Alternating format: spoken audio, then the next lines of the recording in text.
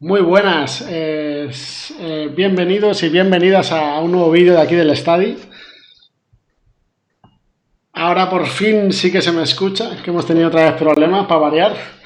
Y tengo el enorme placer de tener aquí a Javi Roldán para tocar estas finales entre Athletic y Barça que se han enfrentado 8 veces en toda la historia. Y por supuesto me he puesto la camiseta del Athletic para rendirles tributo y para rendir tributo a Javi, que es un tipo sin complejos. ¿Cómo está, Javi? Pues muy bien, David. Pues una pasada, ya sabes, me gusta mucho que me gusta compartir casualidad que yo me ponga la Classic Barça del Athletic. Así que yo creo que no hay mejor manera de hacer un repaso histórico a una final entre dos de los mejores equipos de la historia de la liga, sin duda.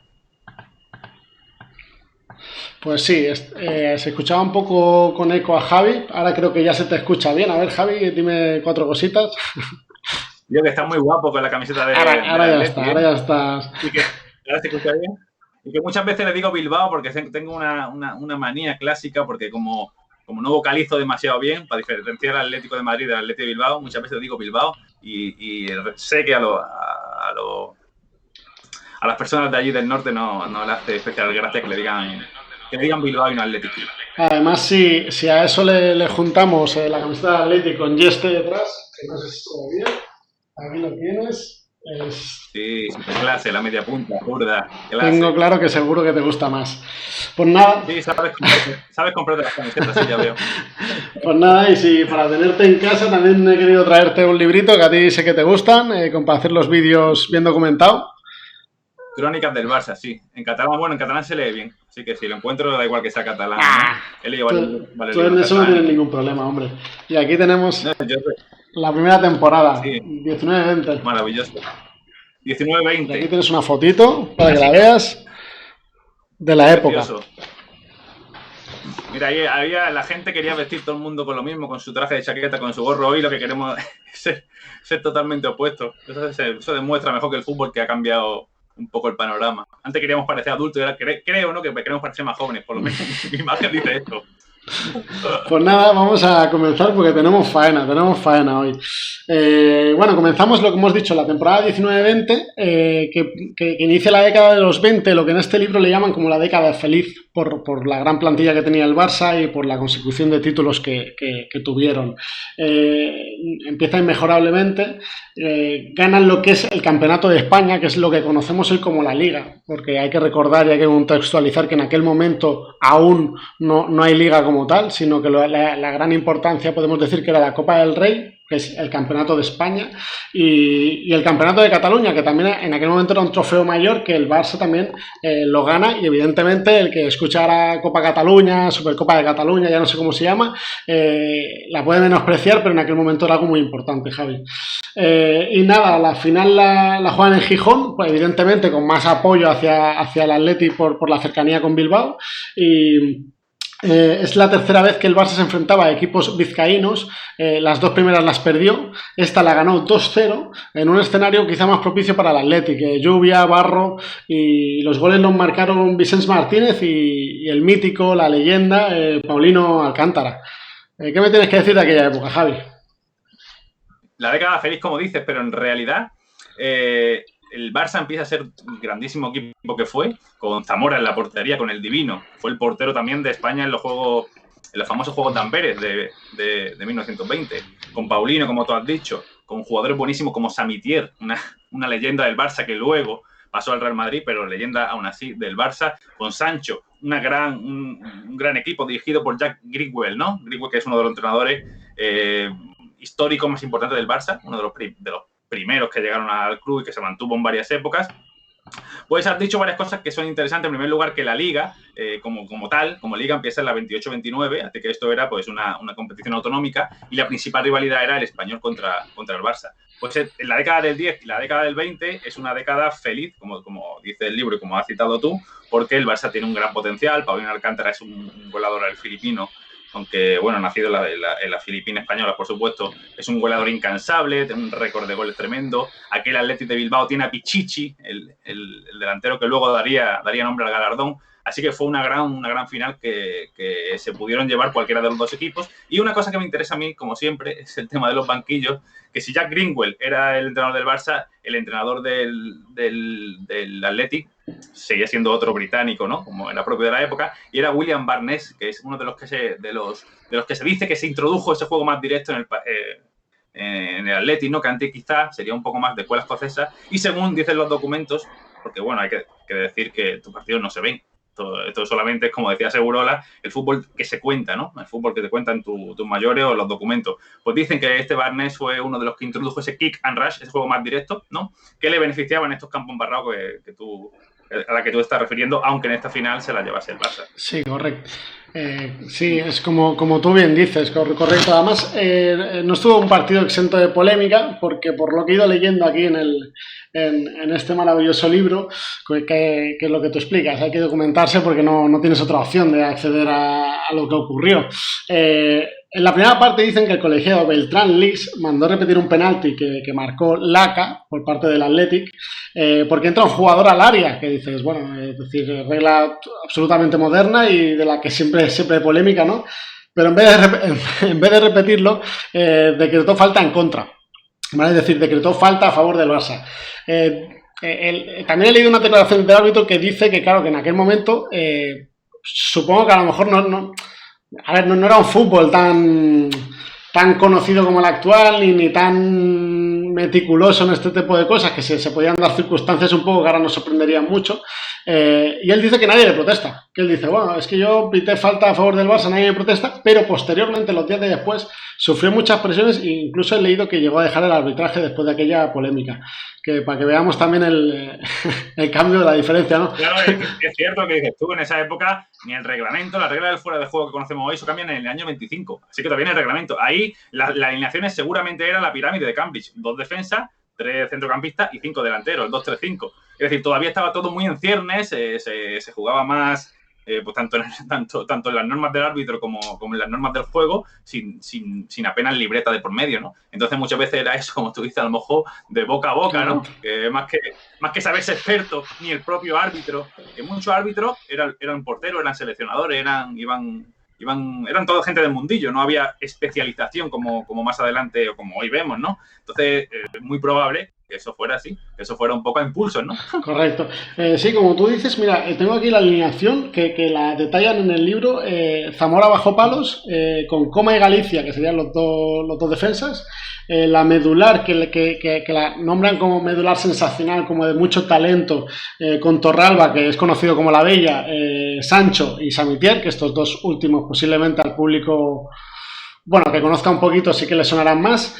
Y en la delantera están Viñals, Gracia, Martínez, Paulino y Sesumaga. Sí, Vicente Martínez, el delantero, es otro de los clásicos de la época. Por supuesto, Samitier y Paulino, pues no hay que decir nada más, ¿no? Y que, pues eso, líderes, liderando un equipo tanto de esa década como, bueno, hasta final de esa década y la anterior, que un equipazo aquel Barça. Según dicen los documentos, claro.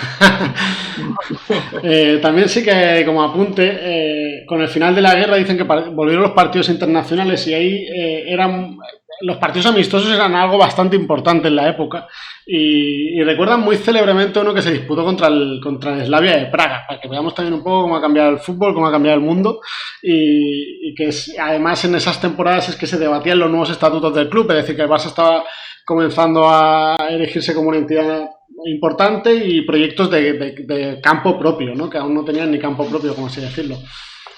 Claro, sí, eso de los partidos amistosos que dices tú, sin duda, pero eso se alargó, ¿eh? El Barça, uno de los primeros equipos que no mal recuerdo en la primera década del siglo XX fue el Notts County, un equipo que lo visitó y que causó muy buena sensación allí en el Barça y hizo que la gente se enganchase, ¿no? A ese deporte. Y más tarde incluso, ya para la década de 60, 70, todavía los partidos amistosos entraban dentro de acuerdos, como diciendo, tanto millones y 2 partidos amistosos porque estaban muy, muy reconocidos. El público iba mucho a ver equipos extranjeros, ten en cuenta que no había globalización. Entonces, que vinieran 2 o 3 estrellas de por ahí de un fútbol más antiguo, si es el británico, ni te cuento, era siempre captación de espectadores. Bueno, y encima, pues como así decirlo, a nosotros ya nos estimula. En aquella época que evidentemente no podías ver otra cosa, casi ni informarte, pero algo tan diferencial, tan diferente a lo que tú conoces, tendría que ser impactante, cuanto menos. Pues nada, nos metemos ya, pasamos de década, nos vamos a 1932. Hay que recordar que el 14 de abril de 31 se proclama la República. Eso incide notablemente en el Barça como institución. Bueno, porque al final representa los anhelos de una Cataluña que estaba muy oprimida, como así decirlo, muy subyugada. Se decía, por entonces, que esto sí que también me ha sorprendido un poco en el libro, que a mayor política, menos fútbol, porque la gente tenía cosas que hacer. Es decir, el fútbol era como un entretenimiento cuando no tenías otra cosa que hacer y en aquellos tiempos quizás podían hacer poco. Entonces, es una de las explicaciones que dan para explicar que el estadio se vaciara en cierto modo y decreció bastante los socios. Es decir, era una etapa un poco más compleja para el Barça. Es decir, favorable a nivel político-cultural, como así decirlo, pero a nivel institucional como que se pasó un poco mal. Se ganó el Campeonato de Cataluña por delante del Español y la Liga, ahí ya, como tú bien decías antes, ya se conformó la Liga y se finalizó tercero a 4 puntos del Madrid, que fue el campeón.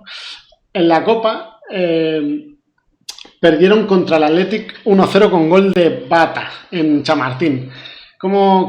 Aquí sí que surge otro nombre, que es el que tú comentabas antes, de Jack Greenwell, que fue importante en aquella época, que primero fue jugador, luego fue entrenador, luego estuvo un tiempo sin estar en el Barça, que si no me equivoco estuvo en el Español y ganó una copa con el Español, y ahora está otra vez de vuelta al Barcelona.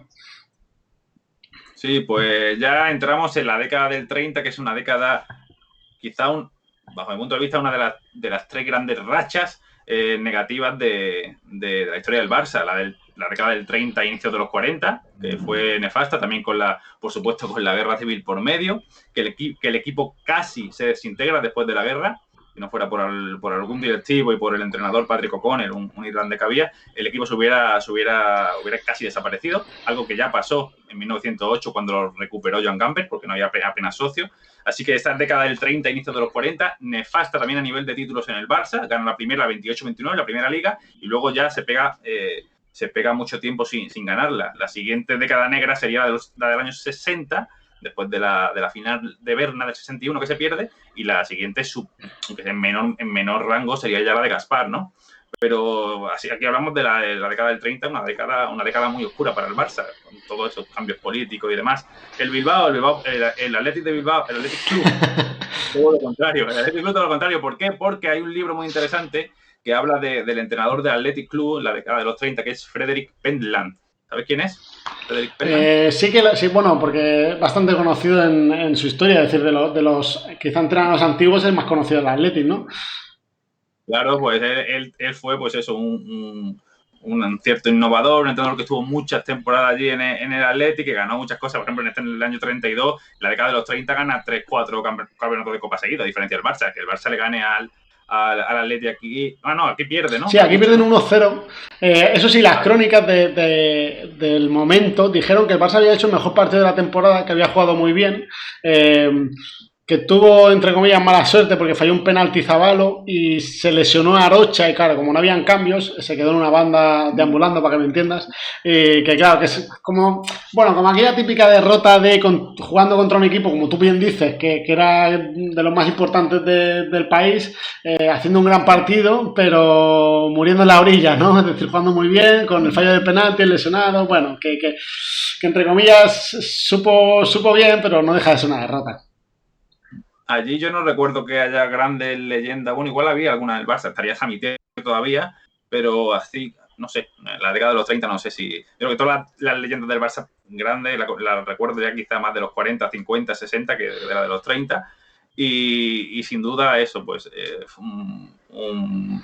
una etapa, pues eso, a olvidar, que gracias a Dios se pudo recuperar con aquella gira durante la Guerra Civil, ¿no? Esa famosa gira que hubo del equipo por México y Estados Unidos, que se quedaron varios futbolistas allí, pero se consiguió, ¿no? Al volver mantener un poco el equipo, al menos a flote, al menos que no se hundiese, y ya recuperar la mitad de los 40, con otros protagonistas nuevos y volver a ser ya lo que es en adelante, yo creo que prácticamente sin discusión, ¿no? De los 40 en adelante. Sí, aquí apuntaban que el Barça había fichado a dos brasileños, a Jaguare, al portero Jaguare y a un delantero llamado Dos Santos, que lo había hecho como un poco para poner un poco de exotismo, para recuperar ese público perdido.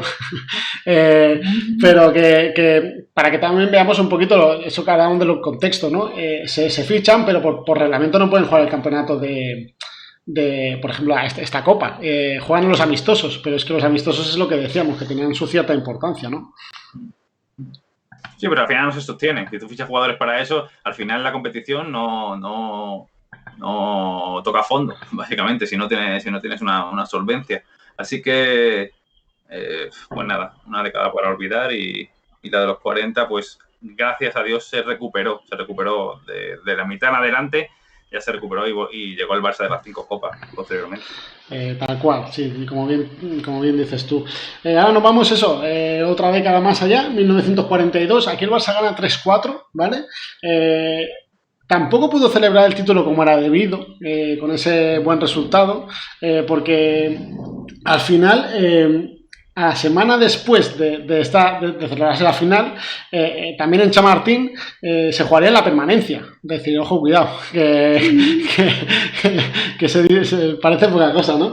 Que el partido se puso bastante de cara, porque iban 1-3 a favor, parecía definitivo, pero bueno, el Atlético al final es un equipo muy importante de la época, marca Elices, marca la leyenda Zarra, ¿vale?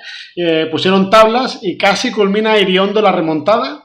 Al final no lo consiguen, se van a la prórroga y Mariano Martín consigue controlar en área pequeña, por lo que leo, hace como una volea, pero el portero le da un buen rodillazo en sus partes, se queda ya un poco conmocionado y por lo que explica él, el propio jugador, que no se acuerda ni cómo recoge el capitán Rach la copa, el trofeo que le entrega a Franco, ¿no? Que se quedó bastante allá. Pues este Barça ya de los años 40, pues eso en reestructuración. Aquí ya se habían... Bueno, aquí ya estaba, por ejemplo, Dominic Balmanya, que es pues también una leyenda, que también luego fue seleccionador español. También está Escolá, que es otro grandísimo jugador de la época. Ya el Barça sí se empieza a reestructurar. En realidad era a partir del 45 cuando da el golpe, ¿no? Pero aquí ya el Atleti tenía la delantera quizá más famosa que se recuerda, que estaba con Coisio Termozarra el punta, el máximo goleador de la liga hasta hace 3 días, que fue Messi, por supuesto. Tiene 6, 7 Pichichi, no sé cuánto. Estaba Gainza, estaba Iriondo en banda derecha, estaba Panizo, aquella delantera famosísima que convirtió al Atleti otra vez en un grandísimo equipo en los años 40, Mundial de Brasil 50 también,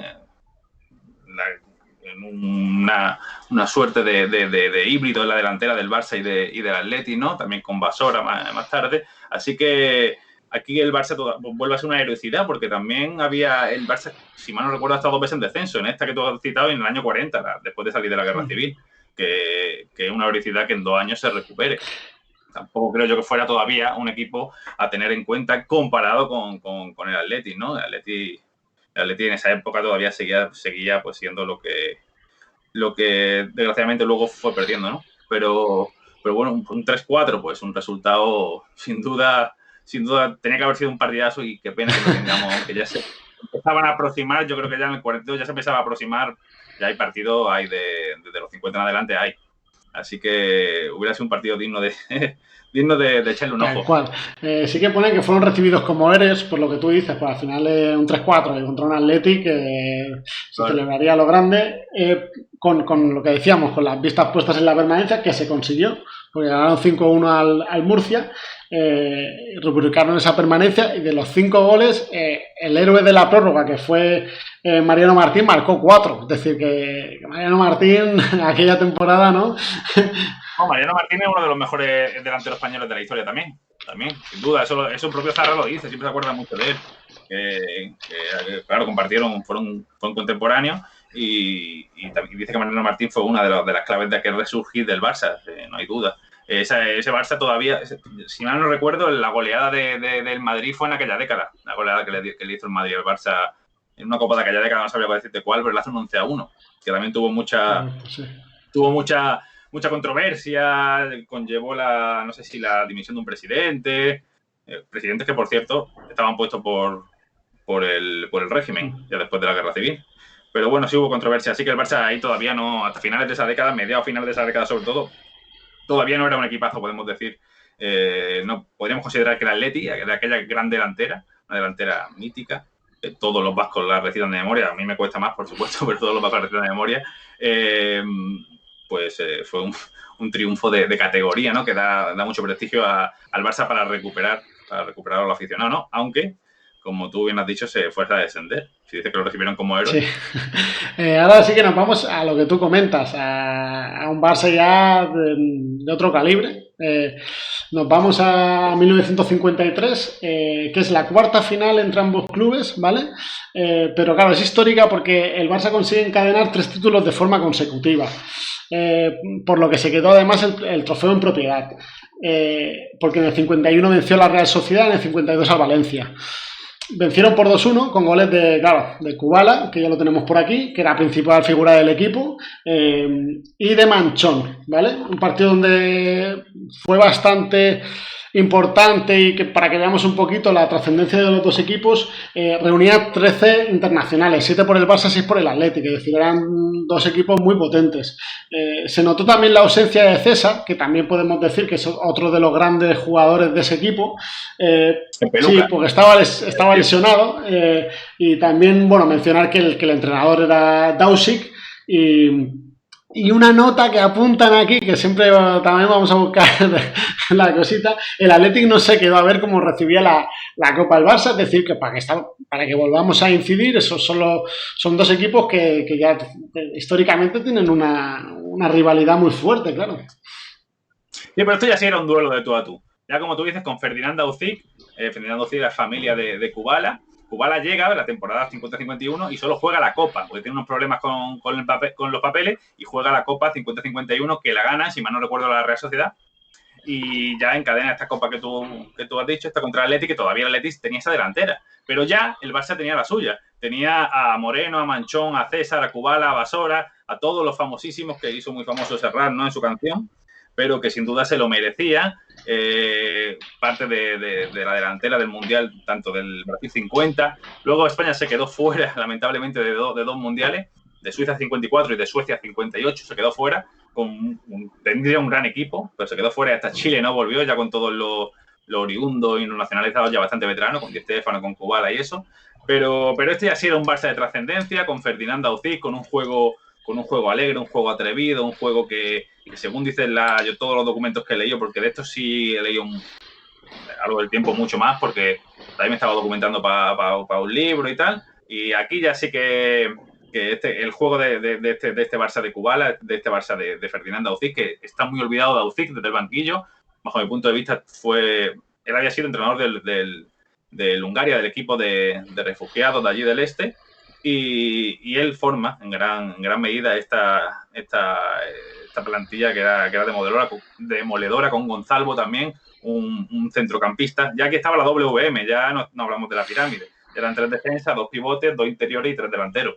Gonzalvo, un mediocentro que ocupaba ahí todo el campo, que utilísimo, ¿no? Para que los de arriba brillasen en este fútbol tan dividido en dos partes, ¿no? De defensa, marcación y mucho ataque. Así que este 2-1 que el Barça hizo al Atleti, sí fue de tú a tú, con la delantera con Venancio, con Iriondo, con ya Zarra ya veterano, con Panizo, con Gainza, contra los 5 de Serrano del Barça, aunque no estuviera el Pelucas, como bien has dicho.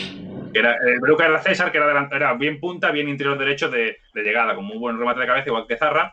Zarra, supongo que todo el mundo lo conocerá, pero no era un jugador muy alto tampoco, ni un bruto, sino que era un delantero muy intuitivo como Raúl. Siempre se adelantaba, pum, pum. César era más impositivo. Y de Kubala, que antes de que pasemos de bloque, ¿cómo lo definirías? ¿Su estilo de fútbol, su importancia?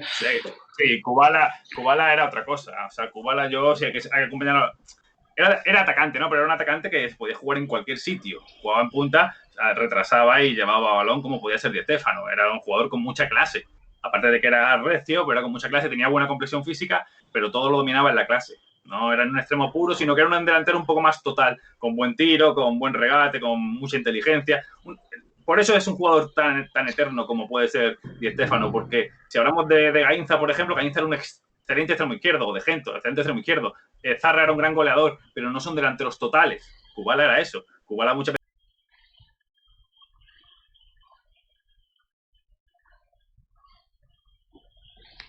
veces generaba todo. De hecho, posteriormente tuvo algún problema de encaje con Herrera, en gran parte porque estaba Suárez, estaba él, y eran dos generadores muchas veces de juego, ¿no? Sobre todo ya Kubala un poco veterano y quizás no encajaban tanto en ese fútbol un poco más físico que pedía ya Elenio Herrera, pero un delantero total. Eso es lo que hace a un grandísimo jugador de una posición en un jugador eterno. Que esté un delantero total como Messi, que hace todo, lo que tú lo pongas a hacer allí, lo hace todo. Kubala era algo así. Claro. Sí, no, estoy de cara. En aquel momento, pues es lo que tú dices, Kubala para el Barça, Di Stéfano para el Madrid, y son jugadores que han trascendido, coño, que tienen un recuerdo actual, es así. Por aquella época se pasó el famoso caso de Di Stéfano, que llegó, estuvo en Barcelona entrenando, Samitier, que era el que lo trajo, Samitier era ya directivo del Barça, lo trajo, lo estuvo convenciendo, pero pusieron pega, Millonario, el gran equipo de Colombia, el paleta azul aquel, Millonario y River. Hubo una controversia, al final se decidió 2 años para el Madrid, 2 años para el Barça, y el presidente del Barça dijo que no, y se lo dieron al Madrid, así que... y así le salió la cosa desde mitad de los 50 en adelante, que se llevó todo el equipo de Villalón. No hubiera estado mal, ¿no? Tener a Di Stéfano y Kubala en el Barça, los dos juntos. Bueno, pues hubiera sido algo similar a lo del Madrid, que también parejó ahí un ataque con Copa, claro, extremadamente bueno. Sí, tal cual. Bueno, ahora sí que hacemos un cambio más radical. Ahora estábamos haciendo un cambio de década a década, ¿no? Como así decirlo. Pero claro, ahora ya pasan años, nos tenemos que ir a una Copa ya en 1984, ¿vale? Que tampoco voy a hacer una gran introducción porque creo que es una copa que te gusta bastante y tiene un protagonista que te tiene bastante enamorado.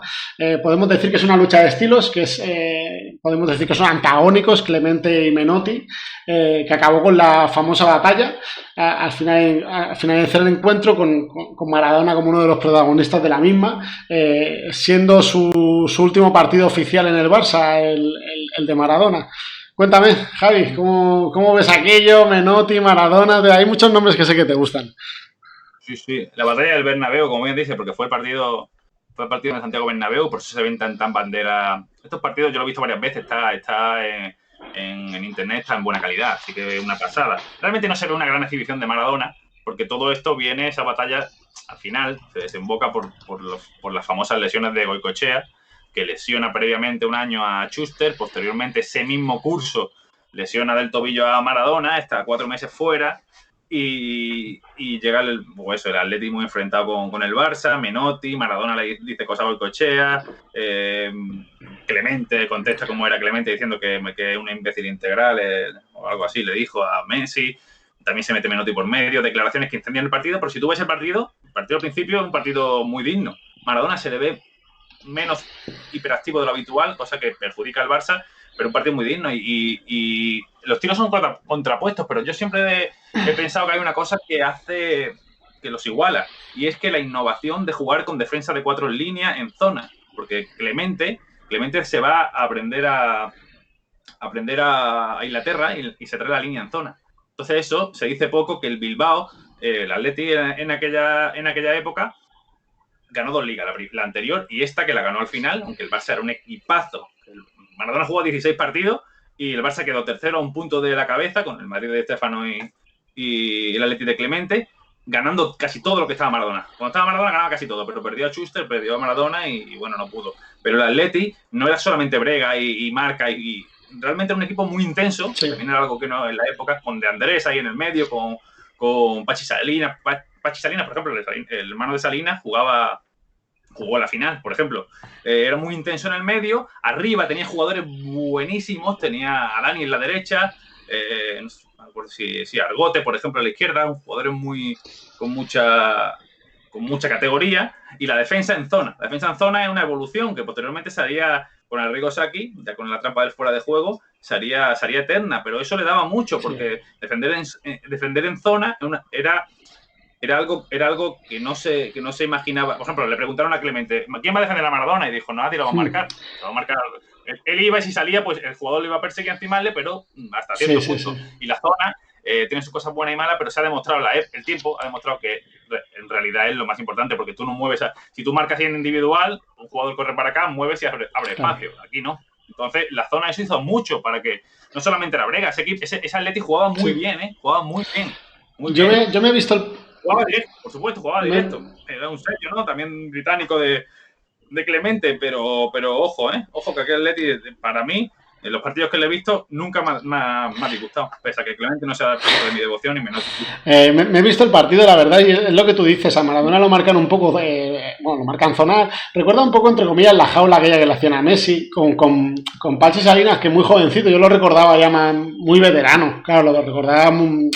Sí, el año 90, que ya pasó por lo recuerdo en el Celta, veterano, ya otra cosa, claro, y está muy joven y joder, dijo, hostia, este es Pachi Salinas, yo que no estoy tan acostumbrado a consumir fútbol vintage como puedes estar tú, y sí que veo como Pachi haciendo un poco vigilancias, pero es verdad, es muy zonal todo, no es un marcaje al hombre como tal, y Maradona no puede nunca, creo que tiene un chute con la derecha, además poco más, es decir, lo secan bastante, luego el Atlético es muy directo, me gustó, yo que a veces, claro, yo ahora estoy viendo jugadores, cuando hago estas cositas, veo jugadores a veces por primera vez, me gustó Ndica, me gustó bastante, que justamente marca el gol, que dije, ostras, y...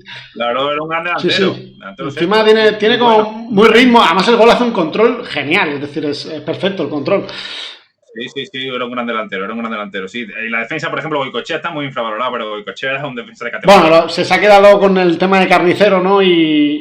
Claro, pero Goicoechea y Liceranzu eran defensas de categoría. Estuve en la portería, claro. Estuve muy joven. Estaba también el equipo 1-1-1 y, como tú dices, Ndica y Dani es uno de los mejores extremos derechos que hay en la historia de España. Lo que pasa es que ahí llega, ese año estuvo casi lesionado y ya veterano. Pero Dani, que tú lo ves jugando segundo delantero en aquel partido, así, que porque se movía mucho, no era todo tan posicionado como ahora. Extremo derecho, segundo delantero. Dani era un diablo en la banda derecha y era un equipazo jugador por jugador. Tuvo y otro gran jugador gallego, que en aquella final no jugó, o si jugó, no sé si saldría, pero no estaba en el 11.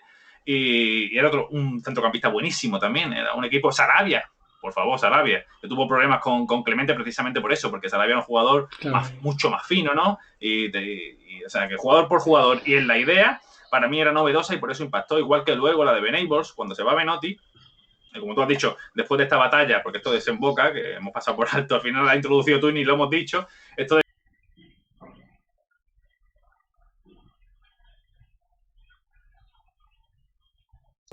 bueno, no es penalti, pero que Maradona se deja caer, se encara y ya ahí desemboca en esa pelea, que hay las sanciones para todo el mundo ahí, esa famosa imagen que tampoco vamos a descubrir nada, el último partido de Maradona y de Menotti, y llega Venables, y Venables impacta por lo mismo, porque hace una trampa que es la trampa esa que le llaman, no sé si me acuerdo, como el embudo o algo así, como de una táctica diferente, de meter a todos para adentro y ahí presionarle. Entonces, esa cosa también impacta y vuelve a ganar la Liga. Siempre en cada campeonato de Liga, quizá podemos decir que hay algo que diferencia al equipo de los demás. Para mí el Bilbao, esa zaga en zona y esa intensidad en el centro del campo en los años 80 inicio, Eso hizo mucho, ¿eh? Sí, yo viendo jugadores así que también, como por ejemplo indican el Athletic, que me resultaron curiosos de ver, me acuerdo de haberte... Bueno, Schuster siempre que lo he visto, eso, es un tío con un portento que al final además choca mucho, ¿no? Esa melena rubia, esa manera de moverse, bueno, ese corte que tiene también agresivo, calidad, es decir, es una pasada, se le ve una jerarquía bestial. Y luego me acuerdo de haberte engañado hace ya un tiempecito para hacer aquel podcast del Manchester United-Barça, de los partidos que se habían enfrentado, un poco similar a lo que estamos haciendo hoy, pero con los ingleses. Y me acuerdo de decirte, hostia, cómo me gustó Rojo. Hoy se lo he dicho en el chat que tenemos del estadio a Jordi y a Jesús, sobre todo. Y he dicho, joder, qué bueno era Rojo, macho, tío. Y eso que en este partido no se puede lucir casi y tal, pero qué listo y qué ¿no? Me encanta. Claro, él era un jugador que podía jugar en el ataque, podía jugar en el centro del campo, algo parecido a Esteban Vigo, que es otro de aquella de la época.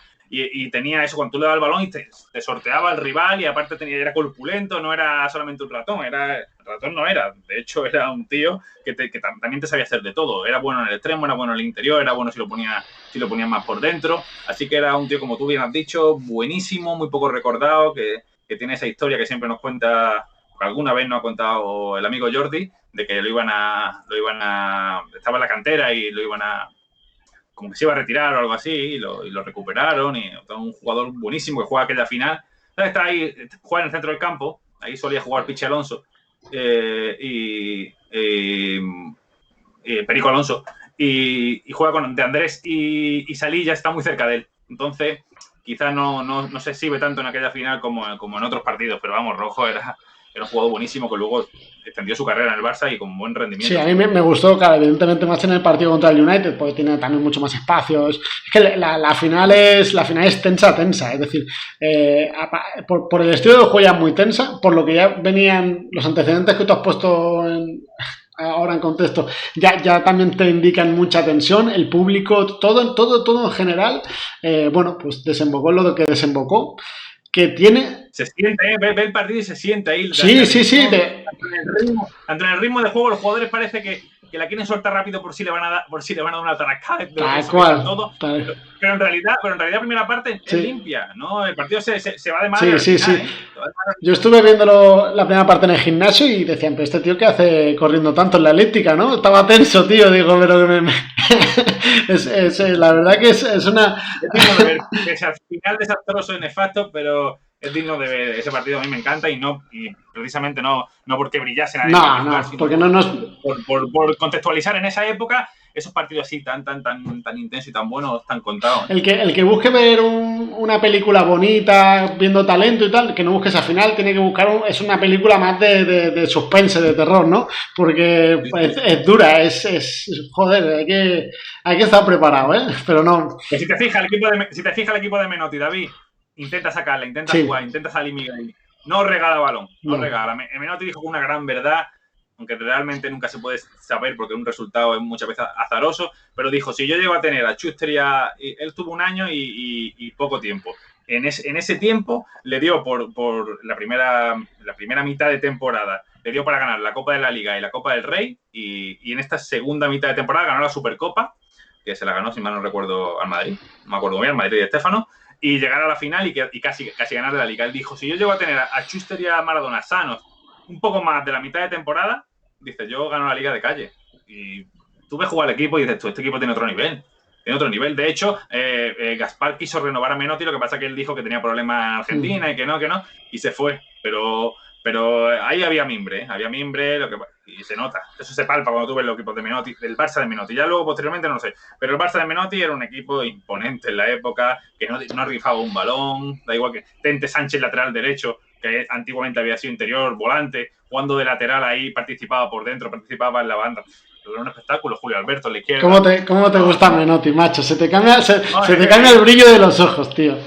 Claro, Miguel dijo, yo toda la vida me han encasillado de LCUT, dice, me han encasillado de defensa Guerrero, ¿no? Ceutí, que después jugó en el Cádiz. Y dice, cuando vino Menotti dijo, tú eres andaluz, tú tienes sangre andaluza, cuando cojas el balón, juega, y cuando no, pues te pone a marcar a tu delantero. Sí, mira, es una de las cosas que me sorprendió también, que vas un poco con la idea preconcebida y vi a mí, claro, lo ves jugar aquel día y dices, hostia, la sacan súper bien, coño, lo que tú dices, no rifaban un balón. Miguel la sacan a jugar de Sanco, con toda la fama que tiene de Sanco. Mejor la sacan Miguel. Sí, pues es posible. Yo en eso sí que me quedé un poco sorprendido, que al final Miguel y Alessanco y digo, ostras, a ver cómo... Y sí, no. Era un espectáculo, sí. Aquí, por ejemplo, nos dice Rafa Medel, que se ha metido ahora por el chat, que es... este es que también es un gran clásico, Rafa Medel, que decía que Menotti en el Recorda Mister, el típico programa de TV3 que habla de los entrenadores del Barça, de los más míticos, y que Menotti dice que se arrepintió de volver a Argentina. ¿Tuviera faltón? Claro, porque es que se ve... eso no es un programa, si lo he visto, no lo recuerdo, pero se palpa que era un equipazo. O sea, que ahí estaba construyendo algo el tío. Aparte, el año que estuvo, no fichó a nadie. Fichó a Juvenil Gabris y poco más, pero mantuvo su bloque, que es una idea muy suya. Si tú te repasas su Argentina, él siempre tuvo varios equipos, él formaba varios equipos y elegía... Él decía siempre que tenía que elegir a los músicos, que una persona tiene que identificar a los mejores músicos cuando nada más que verlos. Si no, no es un entendido. Y él mantuvo el bloque, cosa que por supuesto le generaba problemas con los suplentes, claro, evidentemente. Pero él, ahí con un par de refuerzos al año siguiente, si se hubiera quedado Maradona, ese Barça podía haber sido eterno seguro. Como dice Rafa, que se arrepintió porque él sabe en su foro interno que ahí había potencial. ¿Y qué pasa? Que a partir de ahí ya no triunfó Menotti. Ya ahí Menotti no triunfó luego cuando volvió al Atlético de Madrid con Jesús Gil, que no le dio ni una temporada. Entonces ya dices, mira, si me hubiera quedado en el Barça, a lo mejor en la posteriori, dices, si me hubiera quedado en el Barça, ese era mi momento. Allí puse una excusa y yo cuando leí para hacer el artículo aquel que hice, nunca vi una razón clara que dijera él. Sí, parece como una excusa, ¿no? Digo que problemas familiares, problemas personales, tal, y lo dejamos aquí. Probablemente si no hubiera habido ese incidente final... A lo mejor hubiera seguido, ¿no? Probablemente hubiera seguido, es triste. Bueno, es que aquella batalla, joder, fue tremendo también, claro. Tiene que afectar y a lo mejor como gestor de grupo dices, hostia, esto se me ha ido de las manos, mejor me voy y no puedo reconducirlo, ¿no? Pero bueno, eso nunca lo sabremos, Javi. Lo que sí que sabemos es que pasan ya muchos años, nos vamos ya hasta 2009, ¿vale? Que a diferencia de la batalla que hubo en el 84, aquí ya hay una comunión increíble, el público, como así decirlo, unido, los pitos al rey, al himno, a todo. Es decir, que se dejan un poco las rencillas pasadas a un lado. Es el Barça inicial de Pep, que es, para decirlo ahí en la copa esa de Mestalla, podemos decir que inicia esa etapa gloriosa, ¿no, Javi? A mí, como el primer Barça de Rijkaard, el primer Barça de Pep son los que más me gustan. Ya le veía una riqueza táctica. Luego jugaría el 3-4-3 típico cuando llegó a hacer Fábregas ya en el tercer año, con Messi ya por dentro, pero yo a este le veía más versatilidad. También jugaba mucho Boyan, que me gustaba a mí, ¿no? En la Copa jugaba todo Boyan. De hecho, en aquella final marca Boyan. Sí. Que pierde los 2 años siguientes, pierde progresivamente la influencia, ¿no? Pero como el Barça de Rijkaard el primero, este me encanta el primero de Pep. Por ejemplo, allí jugó en esa final, jugó Touré de central y Dani Alves era prácticamente centrocampista. Era como si tú lo ves ahora que son en el Barça que juegan 3 centrales, pues casi así estaba con Touré muy abierto para sacar el balón. El propio Vilanova dijo que por qué lo pone de central en vez de poner a Puyol. Puyol jugó a la izquierda, ¿no? Pues porque estaba sancionado a Vidal. A Vidal lo sancionaron, no sé si en el último partido de Liga o algo así, y no pudo jugar y jugó, pues eso, Puyol en la izquierda en vez de poner a Silviño y puso a Touré de central. Y él dijo que porque era muy alto para el juego directo vasco, porque era Caparrós el entrenador, claro. Otro entrenador muy intenso, pero juego muy rudimentario. Muy intenso, muy rudimentario. Con Llorente arriba, creo que era el delantero. Llorente Toquero, si no me equivoco, eran los dos. Claro, Llorente Toquero pues se fió mucho de Touré en el sentido de que no le iban a hacer un quiebre y no se iban a ir en profundidad, ni Llorente ni Toquero. Iba a ser muy bogotado, entonces pues, puso a Touré de central, ¿no? Y ya Alves tú lo veías poco transitar por ahí. Mucho arriba, Messi se metía hacia adentro, Boyan con Eto'o, se cambiaban mucho en la banda. Recordemos que el Barça, Guardiola mantuvo, aunque ficharon a Henry, mantuvo a Eto'o finalmente y fue de los mejores de aquel equipo. El primer Barça para mí es el primer Barça de Guardiola, el 2008-2009, quizás el que mejor recuerdo tengo de él. Y fíjate que luego ya alcanzó la excelencia luego de juego, sí, ciertamente, pero a mí ahí todavía con Messi en la derecha y con Keita ahí dando también mucho en el medio. Sí, además es una final donde no está Iniesta. que quizás es menos fluida que otros partidos, pero también cuando nombrabas a Touré, si no recuerdo mal, es el gol aquel de Touré que... Ah, sí, una cabalgada que bestial. Sí, que dices. Claro, lo que ahí aparece Busquets, lo acaba sentando, pero claro, ya Touré era un jugador de élite. Es que es normal que también quisiera irse. Claro, ahí Busquets y Pedrito todavía no era indiscutible. Busquets juega ya titular, pero no era ese primer año que lo sube Pep de su Barça B, que asciende. Todavía no era indiscutible. Entonces, por eso digo que tiene esa riqueza, esa variedad, esa cantidad de futbolistas que iba rotando con aquel 4-3-3.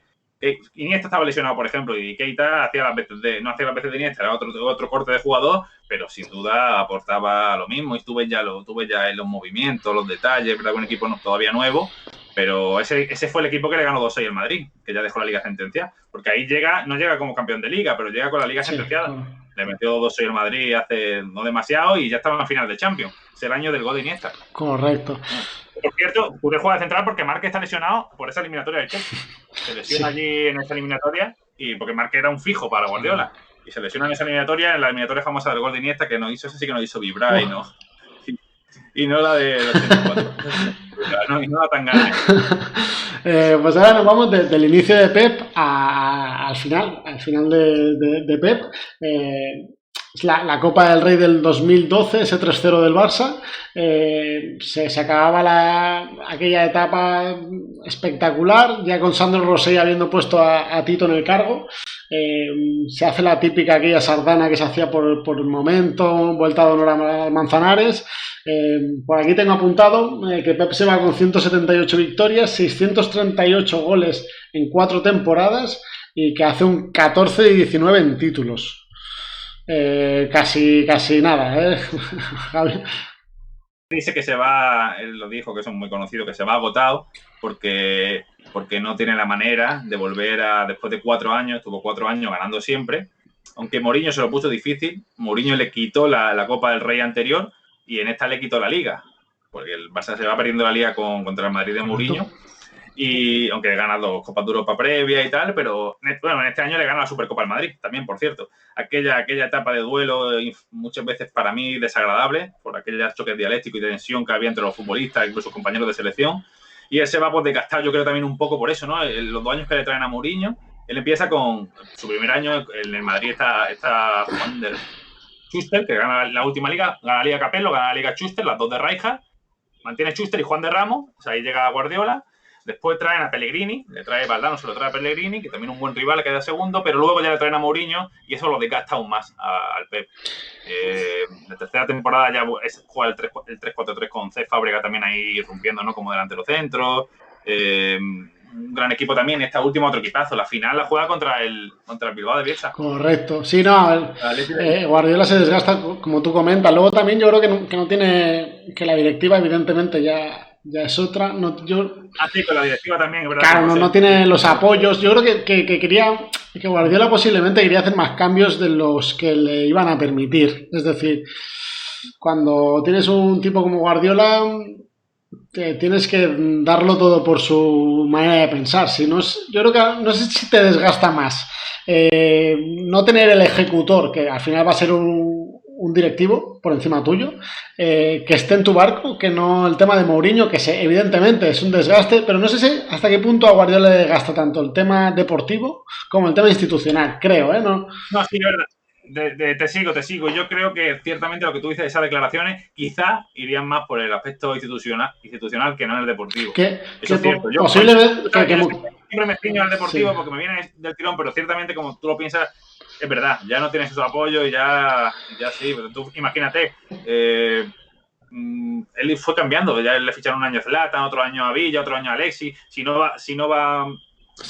hay alguien que te apoye en todo eso y tus fracasos, no. Sí, Zlatan puede ser un gran ejemplo, es decir, hago una apuesta, no me sale como yo pienso, me la tienes que solucionar, porque no me sirve, es decir, es ya, tienes que entender que esto funciona así, si no lo entiendes, yo creo que eso sí que le puede desgastar incluso más. A ver, es verdad que es lo que tú dices, a nivel deportivo, no deja de ser Mourinho, evidentemente que ha tenido rivalidades en el Bayern con Klopp o en Inglaterra otra vez con Klopp, pero evidentemente son rivalidades que están a años luz y no son tan... Eso, esa palabra iba a decir justamente, son sanas, coño, son rivalidades sanas y esto sí que era una batalla, no como la del 84, pero sí que en los micrófonos de la estuve, sí, ¿no? En los micrófonos Clemente recuerdo que le decía a Menotti que era un filósofo que no se entendía ni las palabras que decía, y el otro le contestaba que hubiera ido al colegio. No, al final, para el caso, cambiando un poquito, ¿no? A ver si Clemente y Mourinho no han echado a Menotti y a Guardiola por solamente con el piquito, ¿no? Y ahora nos vamos al 2015, ya el Barça de la MSN, aquel Barça que después de enero parece un avión, que el conjunto de Luis Enrique Messi hace una actuación espectacular, es una cosa loca, gana 3-1 y luego el título es posterior a la Liga, pero previo a la final de Berlín. También es el final de Xavi, es decir, es el penúltimo partido de Xavi, penúltimo, si no me equivoco, creo que sí, es Copa del Rey y luego la final de la Champions de Berlín. Sí, ese ya es el Barça de Lucho, el primer año de Luis Enrique, que hace triplete, igual que Guardiola, y ya es ese Barça de la MSN que pasa el epicentro del juego, pasa de un Xavi que ya es suplente, tú dices el último año, ya es veterano, suplente, entra en algunos partidos, pero juega Rakitic, ya titular, el que equilibra eso es Rakitic. Messi vuelve a la banda, en aquel Barça de Luis Enrique, entonces Rakitic lo equilibra en la derecha, ¿no? Cuando entra, pues aquel sale, aquellos movimientos famosos de compensación, ¿no? Del ataque, y es un Barça que eso coge velocidad de crucero y es imparable. En la Copa de Europa, en la Champions League, elimina al Bayern de Guardiola, si mal no recuerdo, ¿sí? En la semi Bayern de Guardiola, elimina al City de Pellegrini, elimina al Paris Saint-Germain de Laurent Blanc, elimina a grandes equipos y posteriormente, pues eso, dignísimo campeón, ¿no? Merecidísimo campeón, y aquella Copa del Rey va de calle. Vamos, yo creo que las tres últimas Copas del Rey, esta que ha ganado, sí, tanto las dos contra Bielsa, contra Caparrós, y esta que ya Valverde, el entrenador de esa sí, perdón, sí. Valverde, ¿no? Creo que es. Pues son tres finales que es una superioridad aplastante, es decir, es... Sí, no hay partido, como así decirlo. Sí, tal cual. Bueno, es el Barça de Luis Enrique. ¿Tú qué opinas un poquito de esa vertiente que siempre se dice de apostárselo a la MSN, si aquella Champions hizo un bien en el presente y un mal en el futuro? ¿Tú ese debate cómo lo ves, Javi? Que me interesa tu punto de vista. Bueno, a ver, yo es que creo que... A ver, si tú le fichas a Neymar, a Suárez y a Messi, eso tenés que ponerlo. Está claro, ¿no? Entonces, el problema no va a ser Luis Enrique, bajo mi punto de vista. El problema va a ser, a lo mejor, la política de fichaje, que el peso fundamental del Barça lo quita del centro del campo para ponerlo arriba.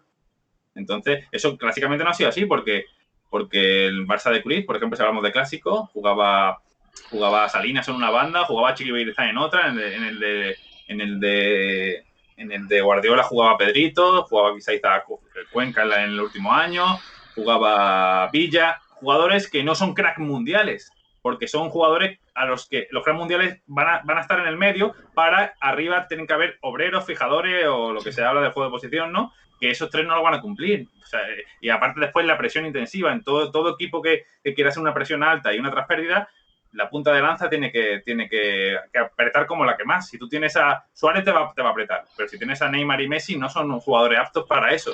Entonces, pues bueno, quizá pues eso Luis Enrique no tuvo culpa. De hecho, Iniesta dijo que todavía se seguía trabajando el juego de posición normal, pero es verdad que el centro de gravedad del equipo, por decirlo así, ya está Rakitic, pasa de la importancia de la gestación del juego, pasa de estar en el medio a estar arriba. Yo creo que eso pues igual es contraproducente en un Barça. Igual que ahora yo muchas veces critico o pienso que no es lo correcto que Koeman ponga 3 atrás y 2 en los carriles, porque eso al final lo que hace es poner más futbolistas, más juego perimetralmente, pero el centro es lo que yo creo que tiene que colmar el Barça. Si son 3 centrales, uno tiene que incorporarse al centro del campo para intentar pues ya en campo rival dominar, ¿no? Aunque sea más móvil y no tan posicional, pero yo creo que bueno, Luis Enrique lo puso, evidentemente conectó a todos porque porque le siguieron en su idea y el problema ha sido que eso ha derivado quizá en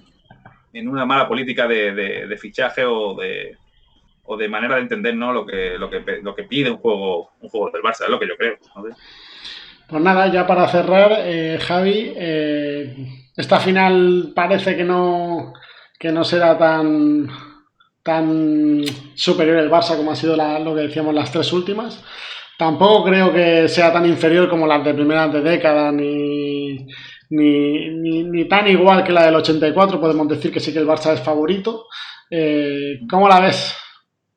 El principio puede ser como con Guardiola, la de 2009, si no recuerdo mal, es el primer título de muchos jugadores que luego se han ido con un palmarés bestial, muchísimo.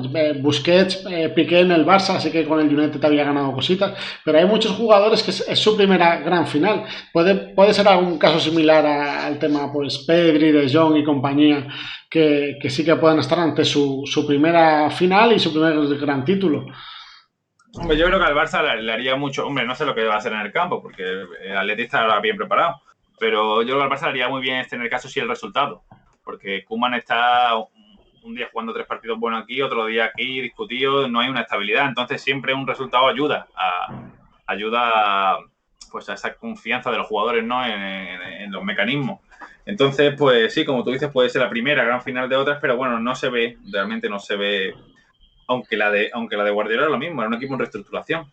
Pero tampoco se ve que esta reestructuración pueda llegar tan inmediatamente porque 2 o 3 piezas siguen siendo muy veteranas. Messi, Busquets, Piqué, piezas centrales siguen siendo muy veteranas. Quizás esto llevará un mayor proceso, ¿no? No creo que sea parangonable en ese sentido a aquella. No, en la Copa del Rey que ganaron ellos venía el Barça sin ganar Copa del Rey desde Bobby Robson. Desde Bobby Robson, que ganó a Serra Ferrer. Así que un montón de años también sin ganar. Ahora es habitual que gane la Copa del Rey, hasta con Valverde la gana varias veces, con Luis Enrique ganó todas, y esperemos que yo creo que sí la gane, pese a que mi impresión es que igual Koeman no es lo adecuado, ¿no? Pero quiero que sí la gane porque creo que el Barça, Koeman, el Barça, lo que se ha encontrado y lo que ha conseguido hacer, creo que se merecen un título y que se quede o se vaya, se merece ese reconocimiento.